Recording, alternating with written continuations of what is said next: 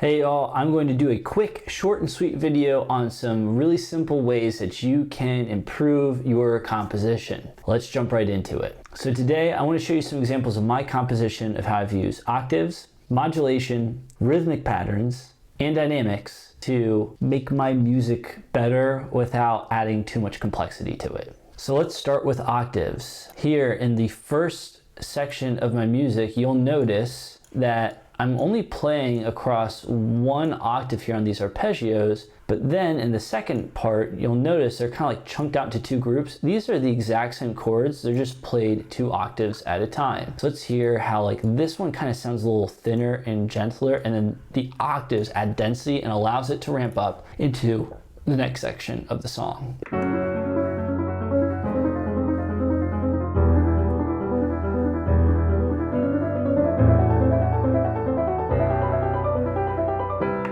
See how that versus there's just like another layer of thickness, and I usually use octaves just to add more fullness to a certain chord. Cool. Now let's talk about modulation. There's so many places in this music that modulate, but I'm just gonna play from here until like here. And I believe, let's see, here I'm in G major and I pull it into A major. And then here, I think this is E major, and then I remember I step it up and then we end on D major. So I go through like 4 modulations in the course of like 15 seconds. I don't know. But that's part of the reason why it kind of throws you around, is because of those modulations. So let's give it a listen. There's a modulation.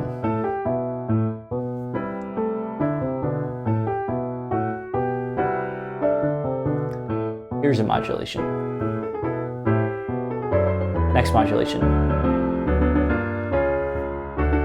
Final modulation.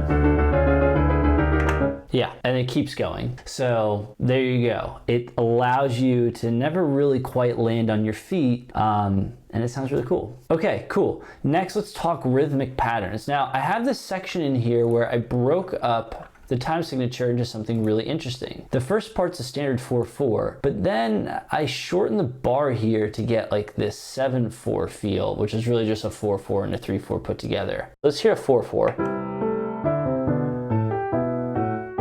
and the 7/4. Now let's actually hear them repeated.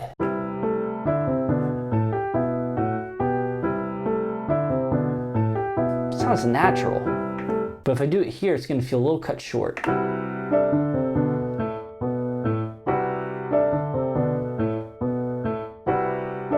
Then I extend the bar to 5/4, and then the next one is 3/4. Now together this sounds natural because 5/4 and 3/4 is actually 8/8, which is just another way of saying 4/4. But you can hear distinctly in the bass line, you kind of want to count this to 5 and the next one to 3, and it's a very unique separation. That da da da da da, then dun dun dun. 1 2 3 4 5. 1 2 3. And that goes back into 4/4, or no, it stays in 3/4. I'm sorry, and kind of gives you this like jumpy feel before it lands you back into a more stable 4/4.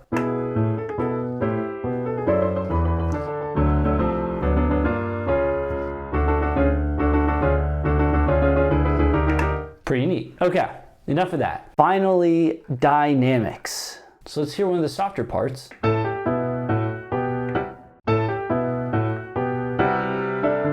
Versus one of the harder parts.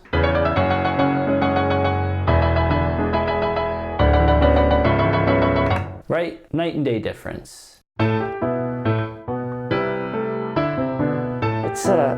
This is more intimate.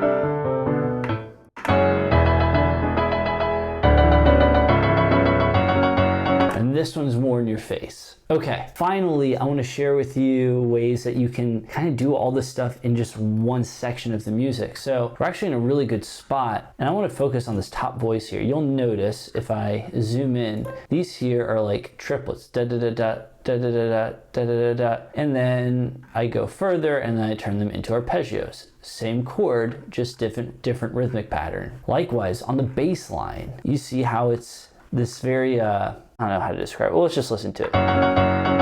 Let's actually start from the beginning.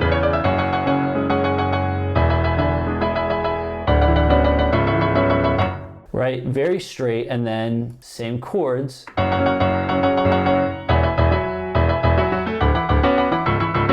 It begins to get chopped up, and then I kind of have this more rhythmic vibe of it. Smooth.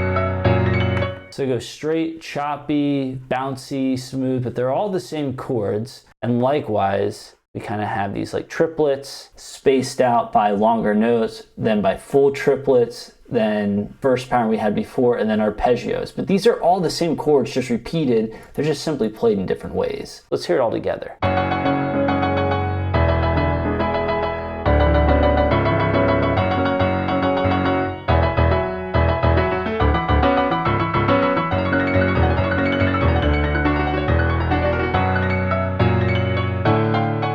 Cool. So there you have it. Those are just some quick tips on how you can take what you already have and play it in different ways and in different variety to keep your music sounding unexpected, but not so unnecessarily complex that begins to fall apart to the listener. All right, I'll see you in the next video. Take care. And before you leave, please consider subscribing. I'm giving away this free music theory course to everybody because I believe everybody should be able to write music. And this is all for orchestration, more targeted towards video games, but you know, you do with it what you will. All right, I'll see you around in the next video. Take care.